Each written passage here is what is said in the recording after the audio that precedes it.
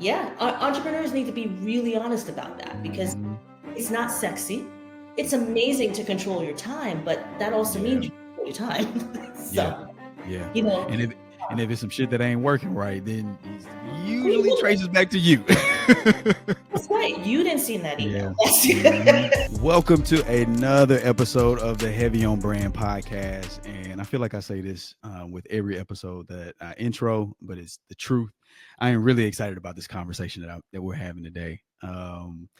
I don't think my intro can do her justice, but we're gonna give it a shot anyway. I am happily and pleased to welcome Natalie Black to the show. She's the founder and CEO of Culture and Curate, a brand strategy and foresight consultancy that helps organizations prepare for disruption instead of reacting to it. With over 15 years of experience spanning wellness, pharma, fashion, beauty, agency, client side tech. She's a cultural strategist, part futurist, and fully committed to helping brands not just sell, but shape the future. She also released a new report or white paper called Signal and Shift, The Great Awakening, which unpacks the cultural rifts and psychological contradictions shaking our systems and rewriting the rules of brand relevance. Natalie, welcome to the damn show. That was dope. Wow. Go around with me everywhere. Just let Thank me know. you. You know I'm down. How you doing? How are you today? Oh, wonderful. I'm happy to be here. I am happy. We always have great conversations. So it's about high time. It gets I know, recorded. I know, I know. We when I was prepping for this episode, I was like, man, we every conversation that we've had, every time we get to the end of that convo, it's like we didn't have enough time, and so we keep creating more opportunities to have more conversations, and it's been really turning into some really cool stuff that I'm sure we'll get into.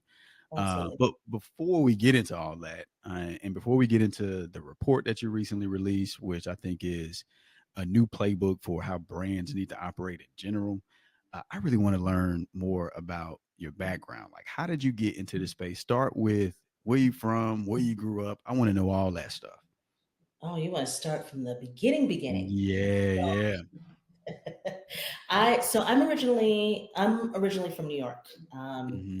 I was born there, raised there, educated there, and the reason why I think that's so important because I think place has a profound impact on how you view the world, Hmm.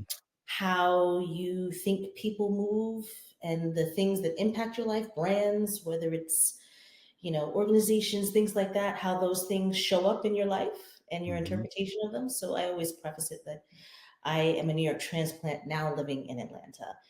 And, I took my way down the eastern corridor all the way down there and made pit stops along the way. So, again, I think that's important because Yeah. it colors, it gives contours to how I landed in my career, Hmm. where I'm at now. But that's that's the long and short of it. I started off in Hmm.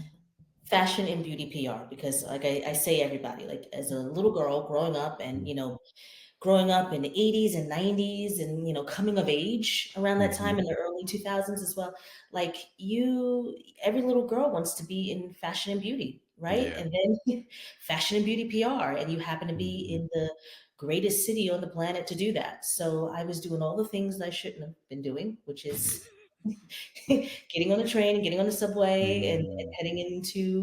uh, heading into Manhattan and trying to go to all the parties Hmm. and connect with all the people. It was also during the height of, like, when hip hop ruled the world, party hip hop ruled Yeah. the world. Yeah. Yeah. Uh, the dawning of reality TV, and all these things that were what pop culture was at its apex. Hmm. That's what's like, I not only want to be a part of it, like behind the scenes. I never was interested in being um, in front of everything, but Yeah. just really wanted to understand the who, what, when, where, why, and where of Hmm. brands. Like, how do you become a merchant of cool, right? And so I marched myself into a bunch of places again that I had no business being in.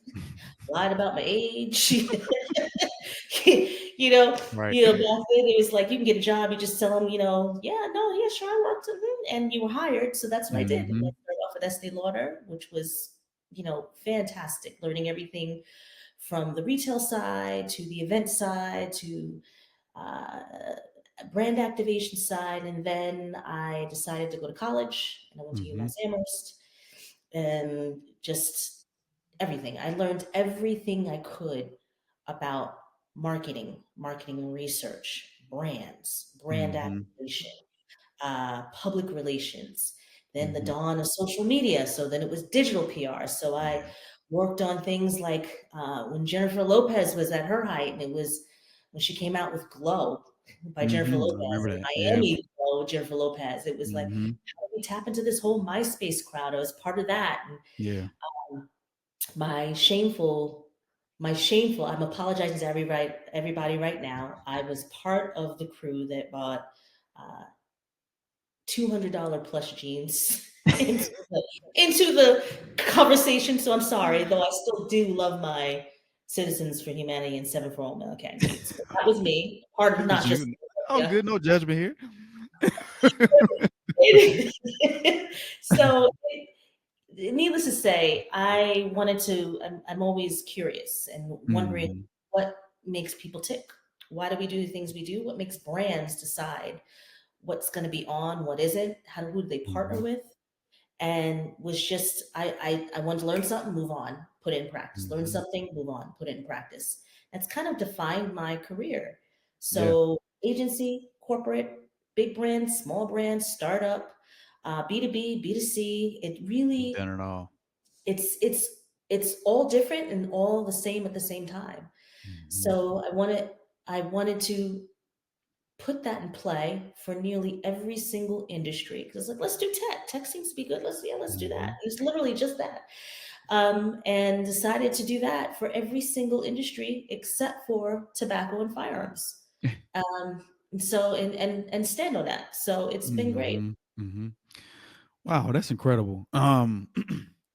So it sounds like at a very early age, you already had kind of a sense as to what space you were going to play in because of your attraction to fashion and being kind of in the hub of that energy.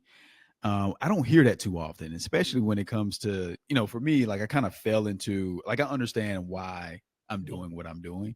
It Yeah. wasn't because I was necessarily interested in marketing at Yeah. an early age. I had I was always interested in building things, Hmm. and that was the thing that kind of drew me to like anything that was I won't say technical, right, but anything that allowed me to collaborate with people. I think that's kind of like the team aspect plays into it as well. Kind of connect the dots. Like marketing in my mind is connecting the dots in Hmm. many ways, and that's why I enjoy it so much. Yep. But I don't have the same experience that you did, right? From a standpoint of like knowing at a very early age, I'm tapping into my own just like passion and know that in some way this is going to turn into kind of a career for me. Like, did you understand that at the time or like No. Well, here's the thing. mm, Like I prefaced earlier, being an ADHD girly, I didn't know back then, when I was 10, mm-hmm. I just knew that I had a lot of interests. But the Yeah. interests were all, I would say, centered around behavior. Because Mm, here's the other thing. I did know from a young age, I do remember at age 10 reading the book Sybil.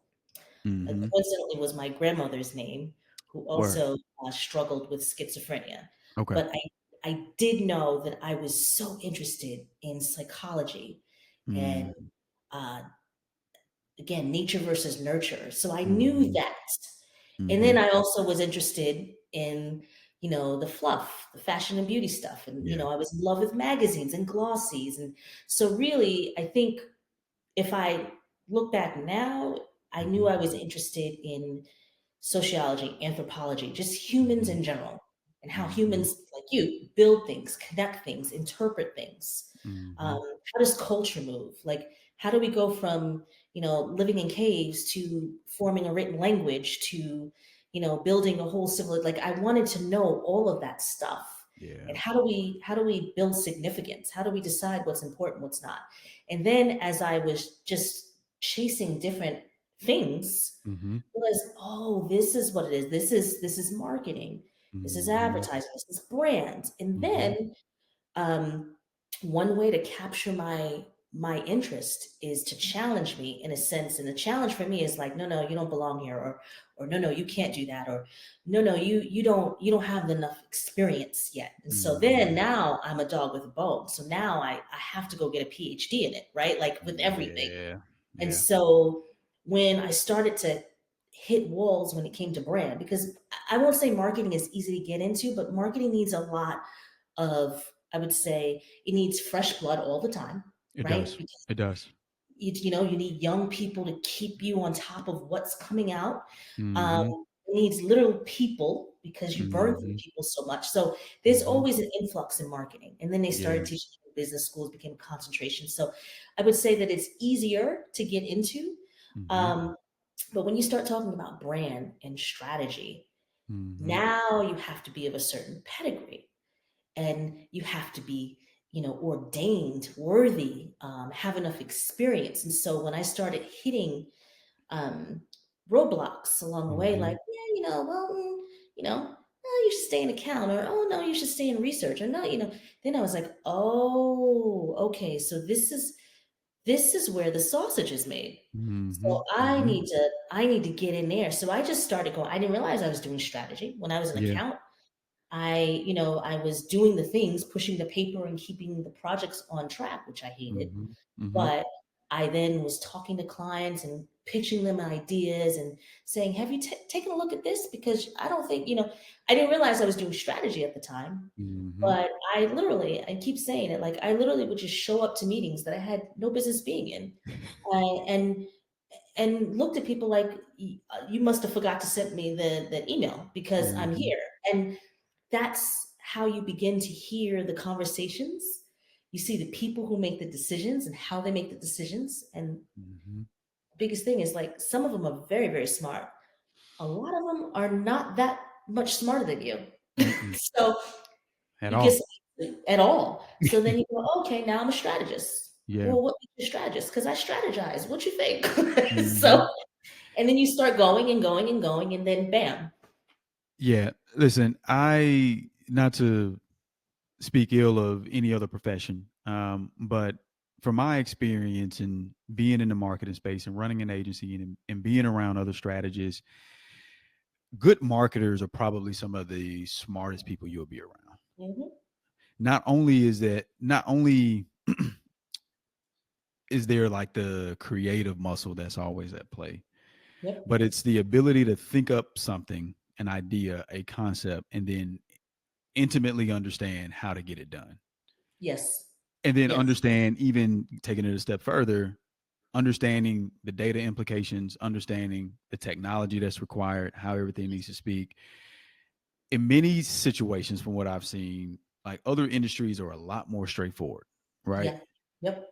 But there's always an influx of marketers and always an influx of creators. And I think because it's always seen as kind of the sexy, cool thing to do, Yep. it is Yep. some very difficult stuff to do Absolutely. I 100% agree.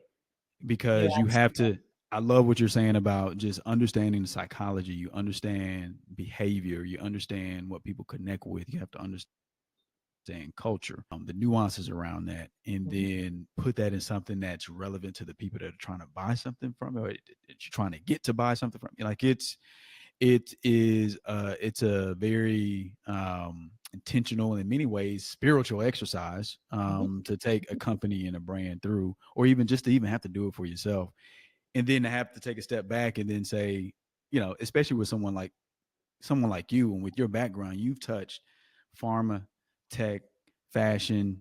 There isn't an industry that you really haven't played in, but you know how to move the needle in every area, and you can understand the nuances that exist within each of those industries. You can't do that if you are not sharp. You just can't. You really I, can't. I was, you know what? You're right. And I would say that sharpness is 100% curiosity. Mm, Of course, there's an intellectual aptitude with I think any career, right? And mm-hmm, there's this knowledge, skills, all those things, right? But skill can be taught. You can Hmm. learn that over time. And then skills, as we see now, even with like, the dawn of AI, like Yeah. skills get reskilled all the time. So you Hmm. so you you just kind of stay curious to learn that stuff. But I think you bring up a really fine point that some of the best marketers are generalists and specialists all at the same time, because it's Hmm. like you've got to go in, you got to go deep, and you got to come out, and then you got to look broad. Yeah. In some, T-shaped is what a lot of Hmm. folks call that, right? Whether you're a Hmm. T-shaped strategist, marketer, whatever the case may be. But I will say that I think the reason why it looks so sexy and it's so hard to really break through in an impactful role in marketing Hmm. is because you think about other careers where things are tangible, right? Hmm. Like you want to be an engineer, or you're in a health profession, Hmm.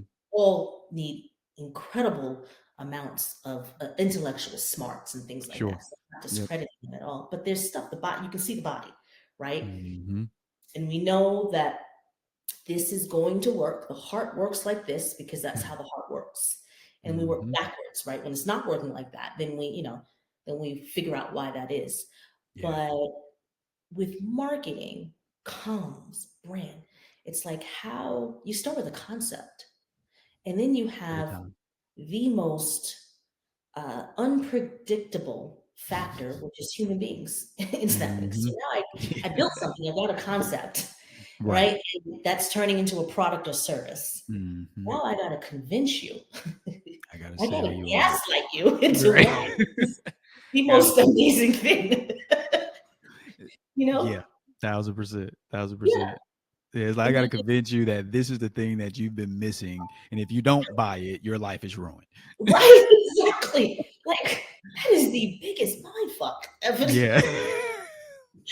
Like, you don't got these socks. Right. It's like, you, and then you apply that to anything, even and then Mhm. if you get into the nuances of B2B, B2C, like which marketers will tell you all the time, oh, it's different. It's not, because humans Mhm. are involved. Yep. So it's, and so, not to put another segue in here, but that is the reason why is like brands need to really understand human behavior, not just from the standpoint of let me hack it so I can get you to convert to buy. Like Mhm.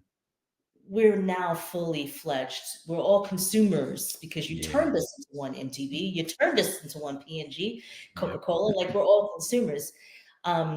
We are now getting to the point where we must explore emotions, Mm. even the messy ones. We need to Mhm. explore go a layer or two deeper. Like, what is the motivating factor? Mhm. Because then you can make the harder connections, and then we can be in, I would say, in relationship and in fellowship, right, with a brand. Because I will tell you that as I'm a makeup junkie, obviously I Mhm. start off in makeup, but Mhm. love makeup. You can't tell me to choose one color of red. I have 12 of them from different brands, and they all mean something different to me, right? Mhm. So Mhm. poke into that meaning. It's not just because some beautiful model put it on. It is Yeah. everything has a story, everything has a meaning, Yeah. everything has a code. Yeah. And brands, traditional marketing is like right up here, Mhm. Yep. wear this because it makes you sexy, look, but Mhm. it's not that at all. Yeah. No, it's not. Is that, and I don't want to make an assumption here, but I'm curious to know because you have a ton of experience in corporate. Like you've done stuff with Estee Lauder, like you mentioned, right? You've done Mhm, stuff with UPS, I saw. But now you're doing your own thing. And you've been doing it for quite some time. mhm, And part of when I see people who have an extensive corporate background and they go out and they start their own thing, there's a lot that comes with that, in my opinion. And it's usually rooted in one, you want your own independence and freedom, financial freedom, whatever mhm, that looks like. But then there's also a deep desire to have more of an impact than what you can have by working internally or working for a corporation or whatever it may be.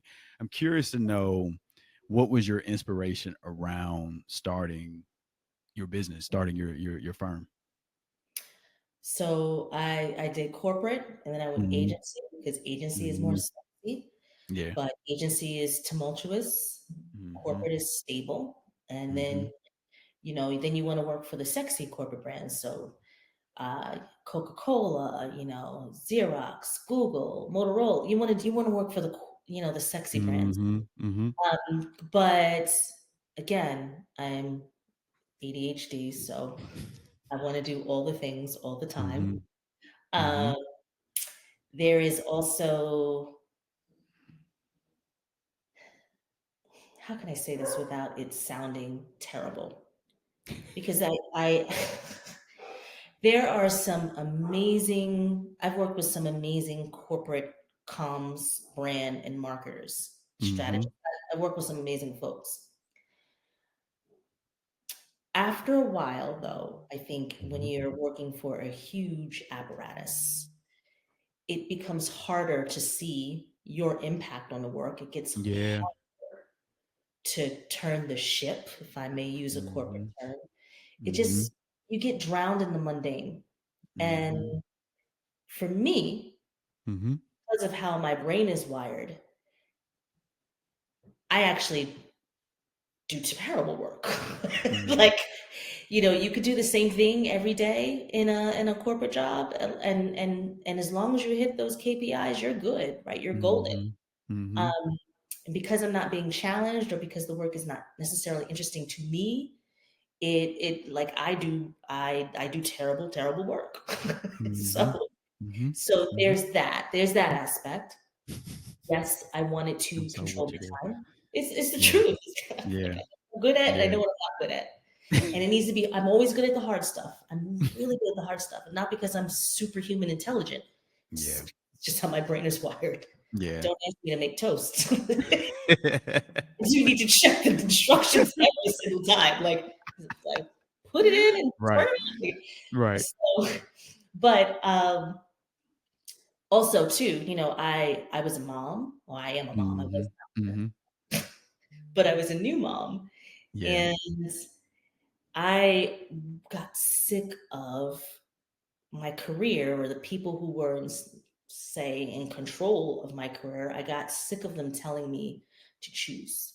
Mm. And I also got sick of, you can have it all. Like, neither one is true. Yeah. But I don't want to bargain for time with my children and time with my job, because Mhm. it shouldn't be an either or situation. There's a way to find integration at different Mhm. levels.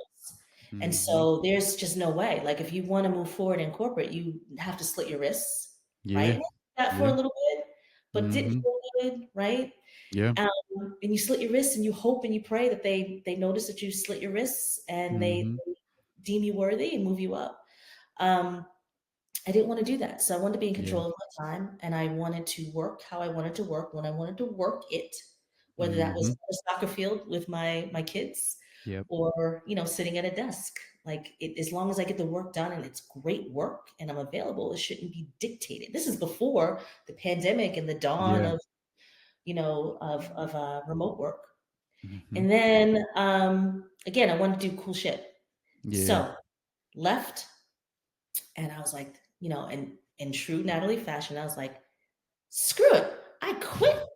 It's a Jerry Maguire moment, right? Like, it's like, Mhm. you're gonna know my name. I'm leaving. Like, You I'm just coming for wait. all your Ah. clients.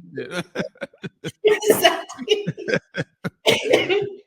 you know, Never ran a business in my entire life. Come from a family of entrepreneurs. Like, Mhm. like, just was like, I could do this better. So Mhm. I quit.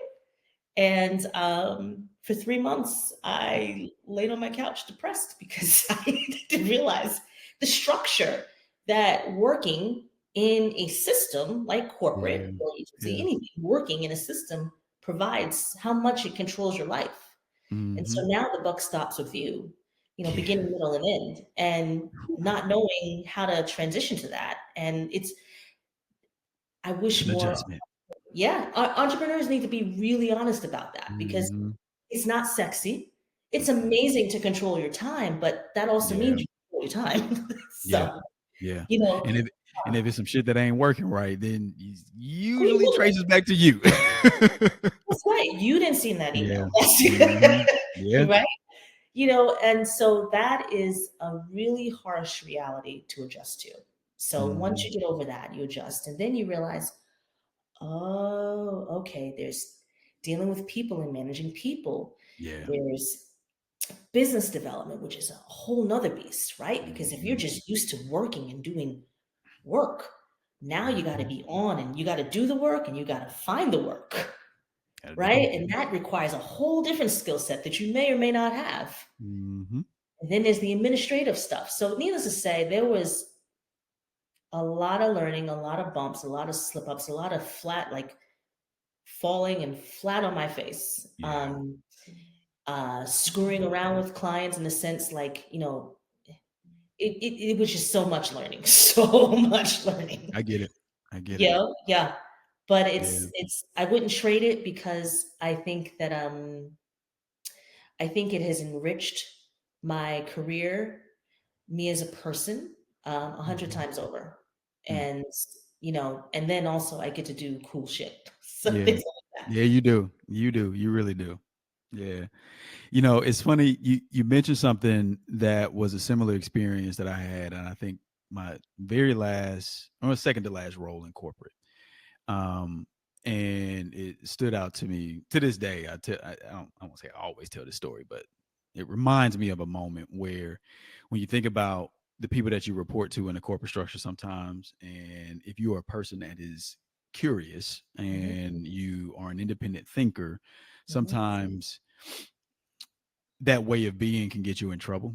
Absolutely. And one of my last, again, like my second to last job in corporate was with a consulting firm, and on my last project, and consultants get paid a lot of money, right? Mhm, And mhm. so I remember being on this project, and I got into it with a manager on the team, and because I had too many questions Oh, okay. around, yeah, I had too many questions around like this particular engagement, Yep. and really specifically, like, just to make sure I understood like what the assignment was for me. It seemed way too simple, and I'm like, it has to be more complicated than this. Mhm, And mhm. literally what it was is there was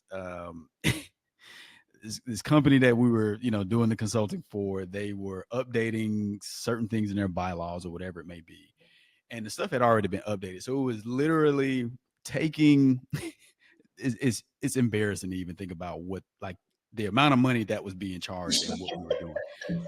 We We'll were cut literally that's why I'm not saying any names because they you can Yeah, have me jammed up. But yeah, yeah. they were literally asking me to look at a deck from a previous year and copy and paste all the same information into a new deck that was just a different template. Mhm. And for the life of me, I could not figure out why they had 8 of us on site doing this. That's it. Yeah. Right. And I'm just like, wait, where's the strategy at around this? Shouldn't we be asking this question? And they were like, no, you're asking too many questions. And I'm like, well, no, no, no. And then it ended in me and the guy kind of butting heads in the middle of a meeting. Yes. And it then Yes. turned into, man, don't you ever talk to me like that in front of people, or period. And so, That part. but I Yes. was baffled at just how simple this was. And I just I could not wrap my mind around why I was doing this work. It meant nothing to me. Like, it meant Yes. nothing to the other people on the team. And I'm like, am I the only one that see that Just recognize, like, this is an issue? Like, am I the one tripping? Like, so I can identify with that. I was like, this is whack. it's Um, it's whack. yeah. Yeah, it really is. It really is. But I've had a lot of other situations in corporate that taught me a lot, and some really cool people that I've come across, and to this day still have good relationships with. So, Yeah. it has its place, but I understand exactly where you're coming from for sure. Yeah, I had some of the best relationships that I've ever built from my Yeah. my corporate days. And Mhm.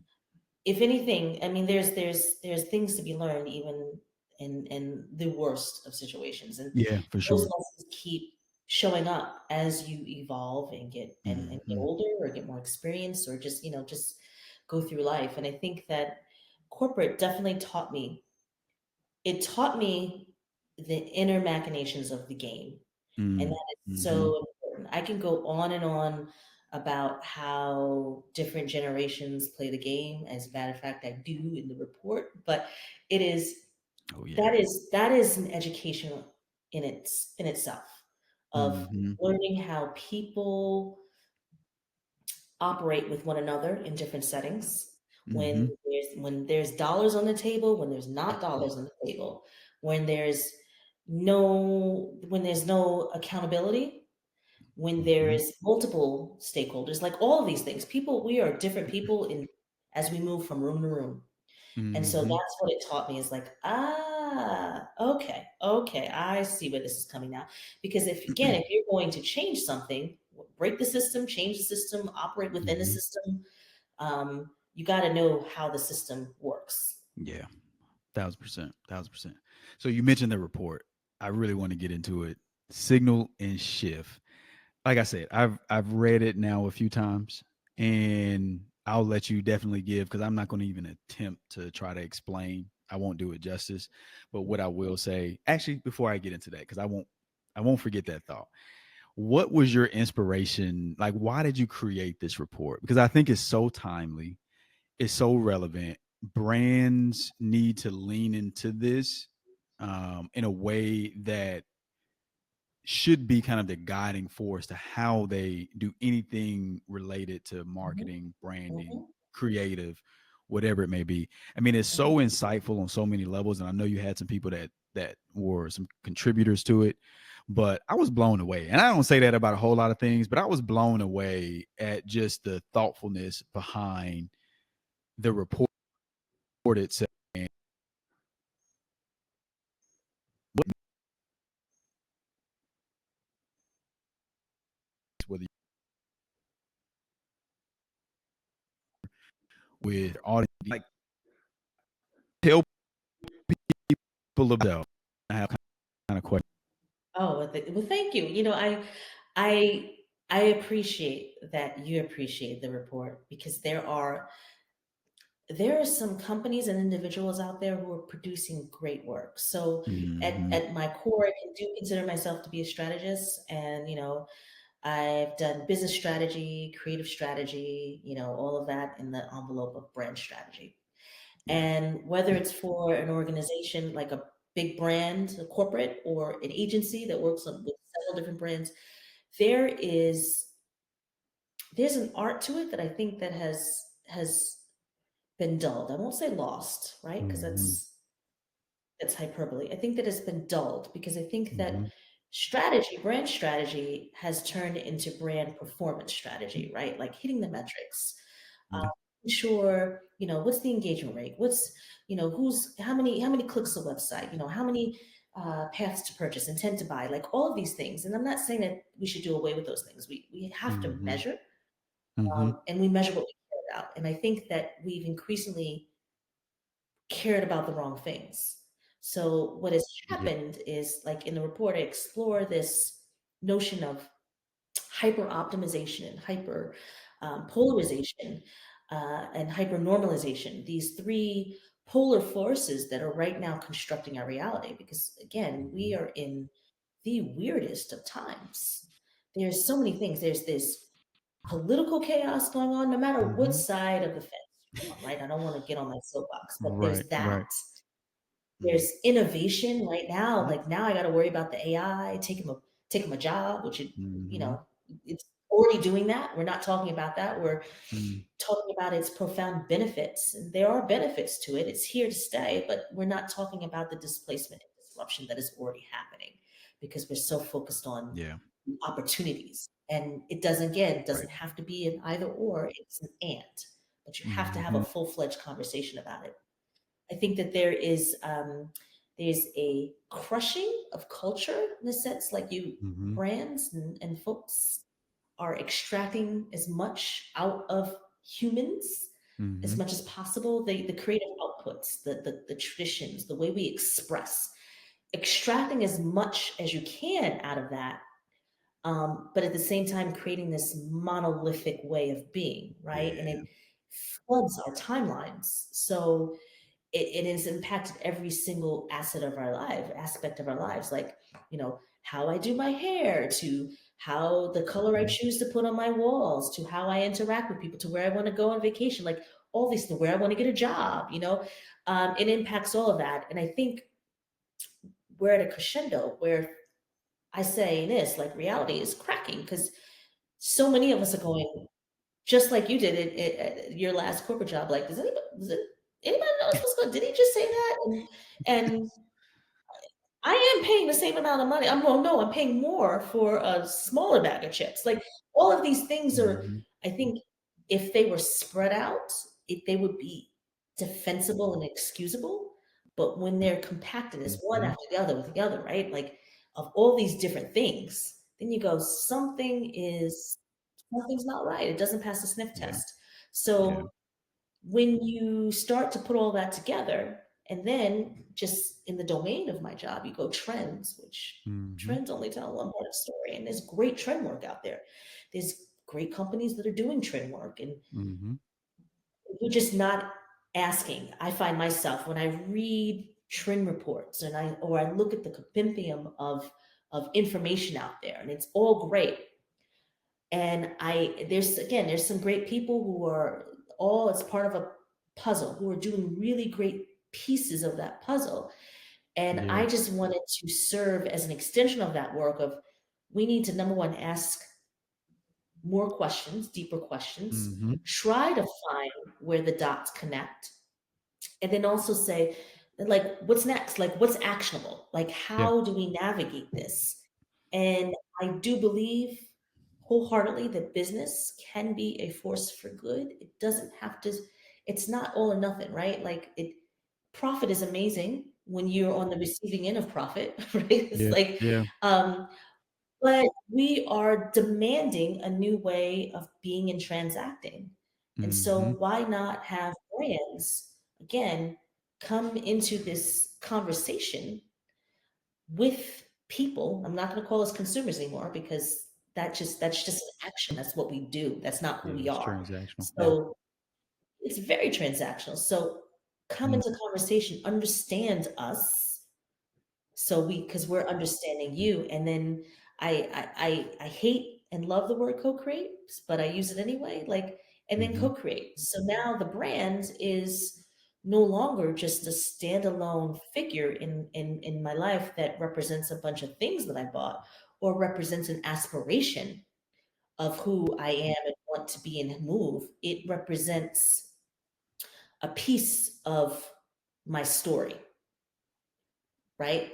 I could And tell. Yeah. no longer becomes a collection of things that I have or do or use. It Mhm. becomes just another way of how I express along this human journey. I mean, I know that's really up here philosophical, but it's Yeah. the truth.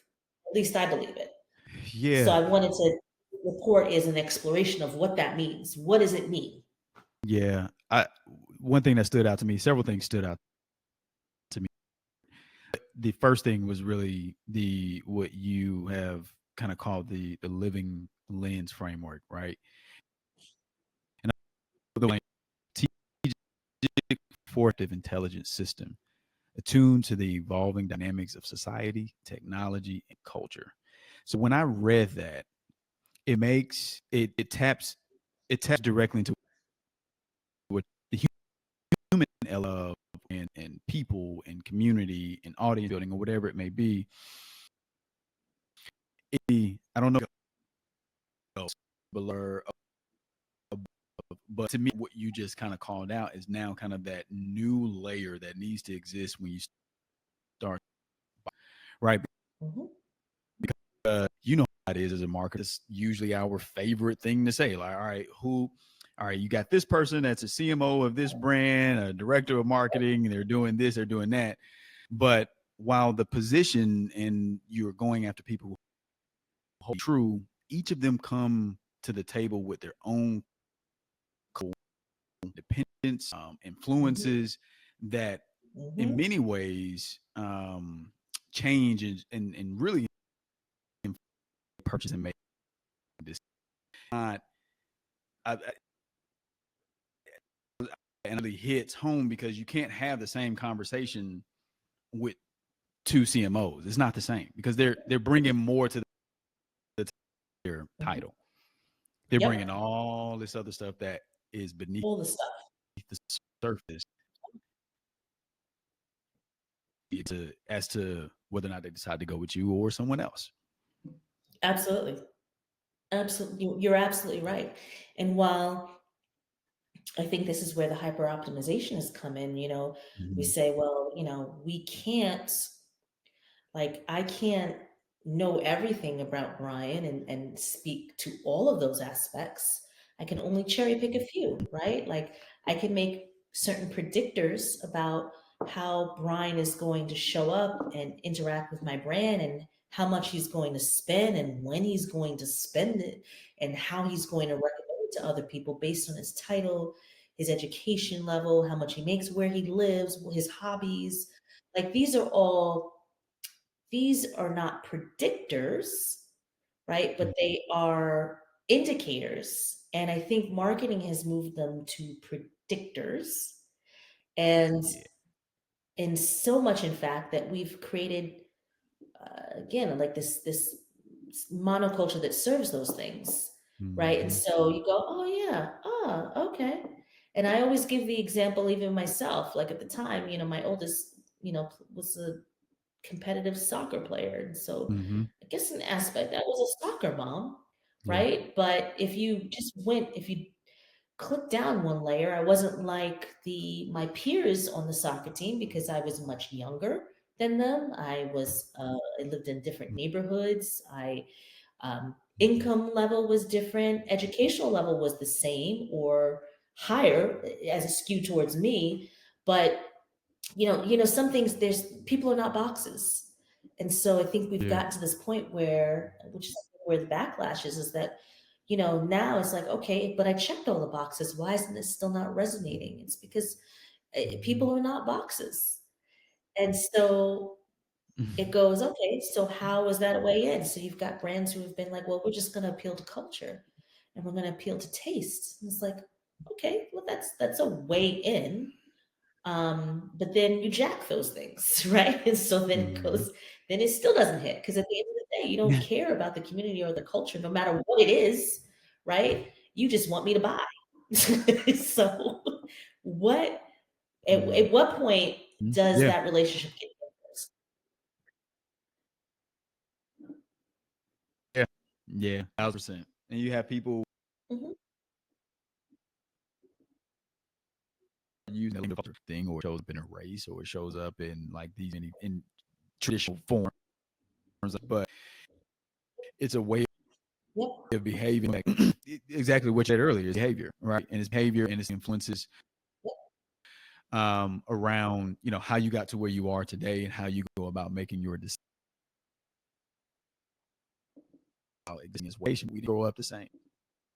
So the things that care to Yep. me that I find interesting won't mean a hill means you.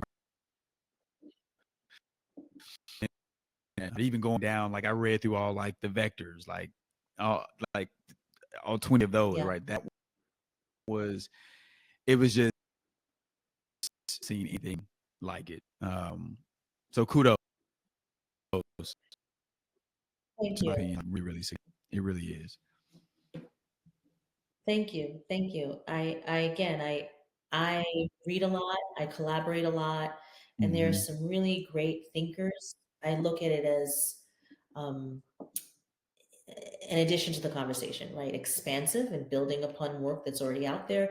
Maybe it Mm-hmm. sparks additional insight and conversation and inquiry, discovery, experimentation, that sort of thing. And so I that is I would say, because it's me, that is the culture by Mm-hmm. curate way, which is making sure that number one, we are there's cultural intelligence injected across the board. So now it's no longer having a conversation about um, we're targeting, African American women ages 25 to 36. No, no, ma'am, no. We're targeting people, and then you look at communities, right? And it's not a nice to have, as I uh, lot of people like to refer to it. It's a mandatory. It's just marketing, right? And so it's part Yeah. of the conversation from the jump. Yeah.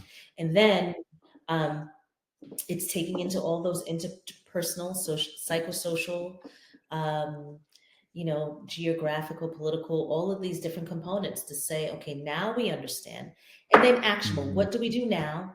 How do we plan for what's coming down the pike? And let's scenario plan. There's that foresight and futures piece, which a lot of strategists are either they don't have the muscle memory to do that, or they've been kneecapped because it's Mhm. like been taught to think in campaigns, right? Yeah. Like I Right. mentioned, Jennifer Lopez, Glow Miami, right? Like that was a campaign, Mhm. like to launch this, and that's that. So we think in very short term metrics, as opposed to I would say a journey or an evolution of where this life cycle, if we have to use a marketing term, of the people that you're trying to be in community with, as opposed to Yeah. target audience.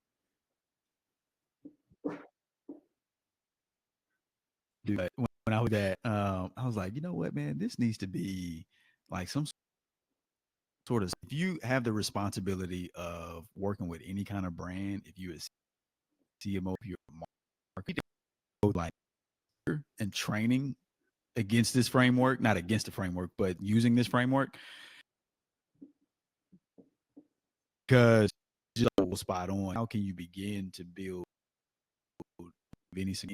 that's going to have any level of impact if they everything out in that report?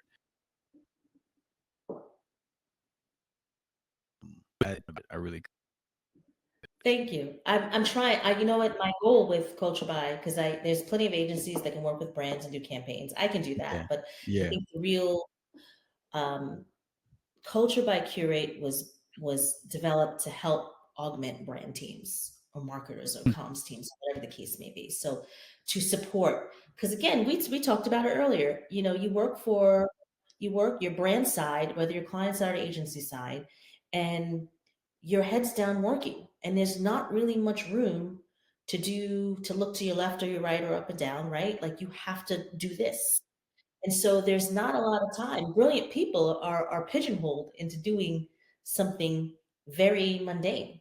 mm-hmm. And which is why we get so excited when we get to do brand activations and stuff. It's like, oh my God, I get to be outside Mm-hmm. and I actually get to connect with the work Talk to becomes living and interact with breathing, people, yeah. right? Yeah. So Mm-hmm. it is so Culture by Curate is like, well, let's do this. We have the intelligence, right? So we'll build on the intelligence that's out there, right? Try to put our lens on it and make it actionable. Okay, what do you do? Like when the OECD sends out a report on the future of jobs, like Yeah. what does that mean? What does that 200-page report mean for now? Well, McKinsey puts out a report, Mm-hmm. which is amazing. What do we do with that, right? So that is my way of saying, here's what that means. Here's what you do. Then the other thing is like, let us teach what foresight and futures are, because I think we all should Mm-hmm. participate in foresight and scenario planning. Like what do we do Yeah. when like AI just says AI becomes the agency now, right? And so Mm-hmm. what does that look like? It doesn't mean it's it's maybe quote unquote the death of something. Death is an opportunity for something, right? Right. And so when you Right. start the scenario plan and then backcast based on that, then it becomes an exercise in imagination and Yeah. strategy. And that is what is so beautiful about the human brain, and is the imagination, the awe, the connection, the emotion, um, the critical analysis, like that part, the imagination. I love it. I love it. There, there's so much more to dig into, but I want to be mindful of your time. Last part, where can people find you? I know you're pretty active on some link today. What's your website? Where can people find you? They want to work with you. Give us what you got. Oh yeah, you know what? I'm not as active on social media as I used to be because Enough. Yeah, I mean, I try, but you know, I go through these moods. I'm like, it's a lot. and then I'm like, It's a oh, lot. Natalie, you're a marketer. Yeah. Yes, you need to be here. Mm, But yes, Mhm. all my socials are Culture by Curate. So that's Culture X Curate. That's how it looks. And the website is culturebycurate.com. Mhm. And here's the thing, I watch all the channels. I'm most active on LinkedIn and IG. Mhm. Um, Mhm. I do have all the channels. I have the TikToks and things like that. I watch it. Okay. I don't Right. participate only because there's so much to do, not because I'm old. I'm old. No, yeah, I get it. Trust me, I get it. I get it. Mhm. I get it. Well, yeah, thank you so much for your time. I know we always ask you to hop on the phone. We have another meeting tomorrow, which I'm looking forward Yes, to we as do. well, with I'll lots be of talking other to you stuff. 24 hours. Yes. Yeah. But again, Natalie, I want to say thank you for taking the time to just, grace us with your presence and sharing kind of your insight, your background. I know a lot of people can get something out of it. And yeah, I just look forward to continue to build and collaborate with you. And if there's anything you need from us, I'm here. Right. And so thank you once again. Yeah. Thank you. Great combo. Always, always. Talk soon. Well, yep. Talk soon. Well, people, that's another episode of the Heavy on Brand podcast. Again, I want to thank our special guest, Natalie Black, who has come on. And as usual, you got a chance to see what I experience. She dropped gems every time she says something. So again, hope you folks get a chance to check it out and tune in to more episodes. See you soon. If you enjoyed this episode of the Heavy on Brand podcast, be sure to like, subscribe, and hit that notification button. If you need more information on all things marketing and branding, check us out at thecarbonthread.com. Until next time, stay heavy.